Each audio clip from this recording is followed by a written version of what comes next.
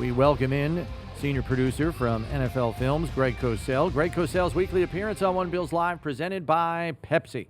Pepsi is the official soft drink of the Buffalo Bills. Food deserves Pepsi.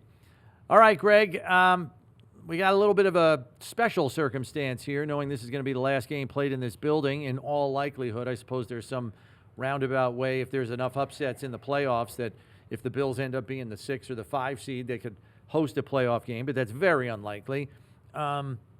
So people are waxing nostalgic up here, as you might imagine. Are there any games over the thousands and thousands that you have watched, either on tape or live on television, that come to mind for you that you witnessed, in this building? Steve will remember all these because he was on the team, but those are the ones that I tend to remember. The one I remember the most was the AFC Championship game in 1991. Steve, that was the 51-3 game against the Raiders. Oh yeah. That game, again, because who thinks of a 51-3 game in a championship game like that? But that was as dominating a performance as you could get in a championship game. And we have such great shots of it because it was a cold day. I think it might have been snowy a little bit, if I recall. It had snowed You going can certainly in. speak to it better than I can. You were there. But, we had such great shots of it with our NFL Films cameraman. And, that's a game I really remember extremely well. Well, Greg, I'll just give you a heads up. You don't have to call it the AFC Championship game 9 times. Just say the 51-3 game. Everybody knows what you're talking about in Western New York. They really do. I mean, that's how everybody says it. It's the 51-3 game. It's like Josh's perfect game in the playoffs against New England. It's like the great comeback game. They have these names for these games over the years because it's such a small community. Everybody knows what you're talking about. What do you remember about that game in the lead up, the 51-3 game? Well, I mean, look, obviously, Buffalo, you were on the team, was really good, but you never think of a game being like that in a championship game. I mean, you just don't. The other things I remember a lot is I remember the Kelly Marino matchups. And I think even that year, it might have been week 1, it was you guys beat Miami at, one of those great matchups. And I think that was a Thurman Thomas game. I think he had over 100 yards rushing, 100 yards receiving. But those Kelly Marino matchups were always so good. Those were so much fun. Obviously I was with Films then. I go back a long way with Films, obviously. Right. And back then I'd be working on a lot of shows where I'd be looking at that footage, pretty quickly the next day on a Monday. And, those games to me, you're dealing with 2 Hall of Fame quarterbacks, so many great players on both teams. Those games were just so much fun. Yeah, you'll be interested. I think you would appreciate this, Greg, just going back to the 51-3 game real briefly. I mean, Jay Schrader had 5 picks in that game. Darryl Talley had 2 of them, one of which he returned for a touchdown. He swears to this day that if he finished the game, because it got so lopsided, they subbed him out late, that he would have had 4 interceptions in that game because he claims that they completely identified the 2 routes they were running out of a certain formation. And he said it was just an in-cutting route, and so he overplayed it when he saw the look pre-snap every time, and that Schrader just kept throwing it. And he said, the guy that subbed in for me even got an interception, Ray Bentley, at the end, because he told him, if you see this formation, they're running this pass route, and he jumped it too. Right. I know that's kind of stuff that you would love, but I love that stuff. Because to me that's football. I love that stuff. But I mean, that was just such a dominant performance. I mean, it was crazy. I just remember we have a great film shot of Jim Kelly, one of those long lens close-ups where he's, after a play running, and that sticks in my mind right now. But although those Bills teams, they were so much fun. I mean, it was, obviously, the seasons never ended exactly the way you wanted, Steve, but, with the final game. But those Bills teams, man, I don't think people understand how hard it is to do what you guys did. It's a shame it never worked out, to win the final one. But that is so hard to do. And those teams, I mean, they really stick in my mind. Oh, so many great players on those teams. Let me ask you this. I don't want to put you on the spot. Don't feel bad if you haven't, because I don't think you've never been here, right? You've never seen a game in person here, right? It's always you No, watch I've every never. film on. You watch No. every game on film, right? Yeah, I've never been. There's most stadiums I haven't been to because Right. it's football season, and yeah, I've been to the Super Bowls every year since Yeah. probably 1992, but I haven't been to games on a Sunday, because it doesn't work with my schedule. I'm sure it's unbelievable. I mean, obviously seeing it on TV, that's all I have. Well, I hate to keep going down this rabbit hole, but No, please, I love it. we keep getting people, old people like us, all the time, calling in saying they should go no huddle, the K gun, do it again. Oh, Explain to people why at this point in the NFL, why that's not happening. well, I think you don't see a lot of teams do that as a foundation of their offense. And one of the things now, because the game is so cyclical and it advances on both sides of the ball, but playing no huddle limits. People just think of it from a defensive perspective. Oh, it limits what the defense can do, but it also limits what the offense can do.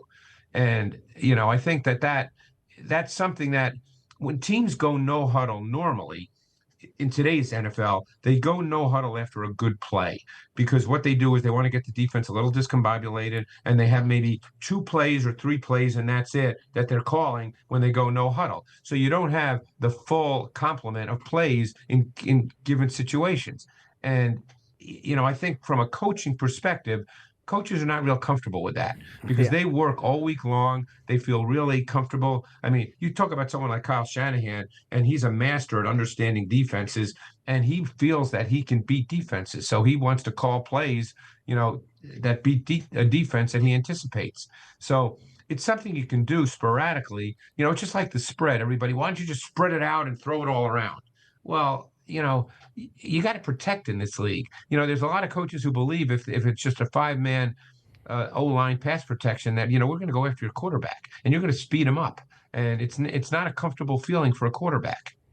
As we come to the close of this 2025 regular season, Greg, what do you believe are some of the trends that will gain even more traction going into next season? Because, as you said earlier, this league is very cyclical, and it already looks like NFL defenses are going back to getting bigger at the linebacker position at the second level.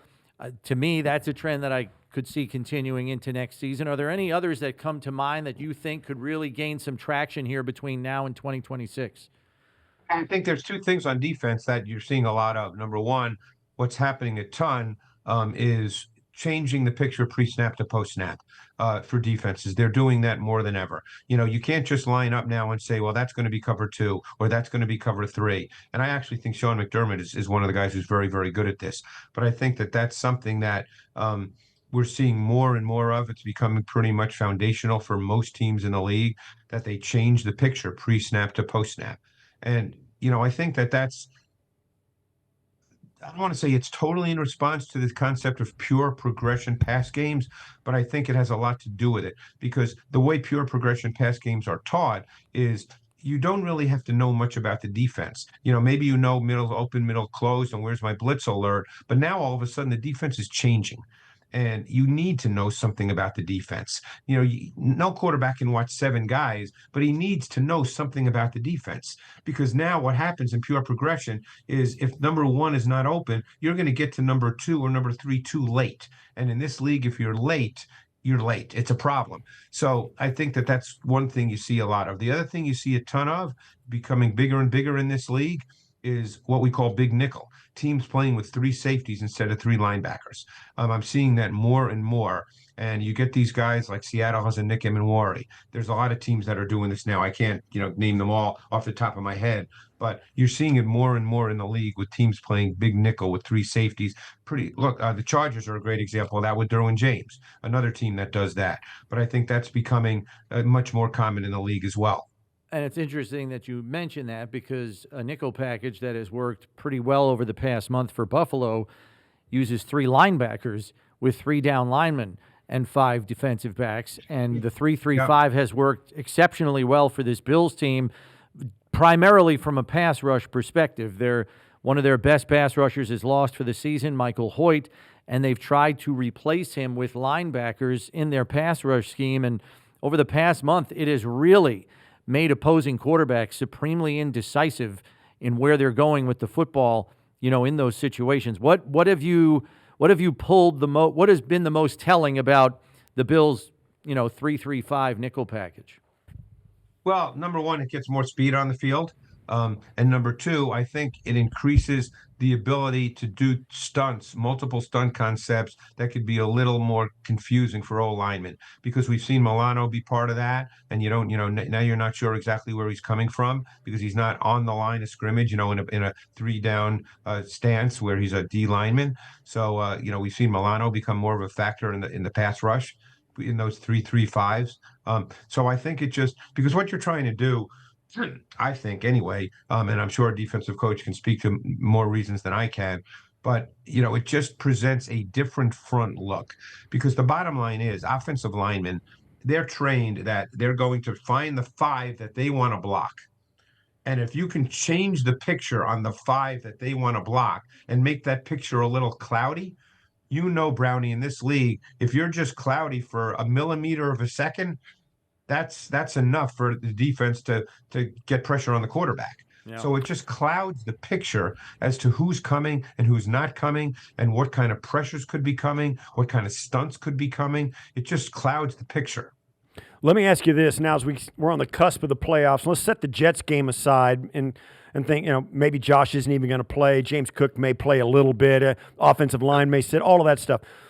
What do you see the Bills, the pluses and minuses, as they head into the playoffs? Certainly they found a pretty good recipe here defensively going in, as we just talked about, the 3-3-5 kind of thing that's going on. Where do you see the Bills' offense and defense as they head into the postseason? This may be blasphemous, and you know how much I love Josh Allen, but I don't think this has been Josh's best year. And I think the offense, the lack of having a wide receiver, Steve, and this, was your position. You played with great wide receivers when you were in Buffalo. I think the lack of the comfort level in receivers that can win one-on-one matchups. Every year when I go to the combine and I end up, talking to, guys at the JW Marriott, all different coaches, different position coaches. And the one thing I constantly hear from wide receiver coaches is if you don't have an X receiver that can win one-on-one, it really limits what you can do on offense.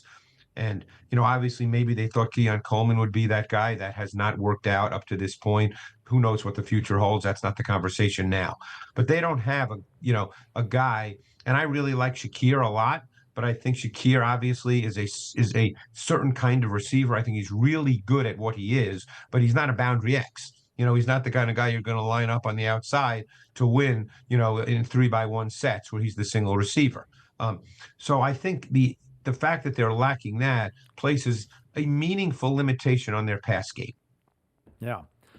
Brandon Cooks was encouraging last week, stretching the field at least. He's not an X either necessarily, but at least he kind of stretched the field a bit and put that on tape for future defensive coordinators in the postseason. Hopefully that can loosen some things up in the intermediate areas. We'll have to see. And I think, one thing I've noticed on tape, and, this is one thing I've noticed with Josh, is I think he's got to take those sustaining throws. This is ultimately a sustain. You think because of Josh's arm and the fact that his arm could probably throw it out of the building, you think that, you're going to have a vertical pass game. But they don't really have those guys. So now the offense is really built around the run game and sustaining throws. And I think he's got to make it a point to take the sustaining throws. I always used to listen to Tom Brady, and he even talks about it doing games now. Obviously, Brownie, you don't hear that. You're doing games. Right. But, he always talks about the fact that if it's 1st and 10 and the defense gives you a 5-yard throw, you got to take the 5-yard throw. 2nd and 5 is a pretty good situation to be in. And it certainly is for the Bills, who can run the ball. It's a sustaining offense more than a big play offense, even though they do make big plays. I'm sure the stats reflect that, but they make big plays a different way. They don't make big plays by throwing the ball at the intermediate and vertical levels. So, I think you've got to take those throws and just keep your offense moving. Greg, thanks as always for the time. We'll catch up with you for playoffs next week. Yeah, I'm looking forward to seeing how it plays out. Should be a lot of fun, guys. Yeah, it'd be right. great. Thanks, Greg. That's Greg Cosell, Thanks, senior guys. producer from NFL Films, joining us. Bills Mafia, it's tailgating season, and there's nothing better than Pepsi Zero Sugar to pair with your favorite tailgating food rituals before the game. As the great Josh Allen once said, Bills fans deserve Pepsi. Make sure that you stock up for game day. Go Bills. Got to take a break, but back to your phone calls and your memories of Highmark when we return here on One Bills Live. Stay with us.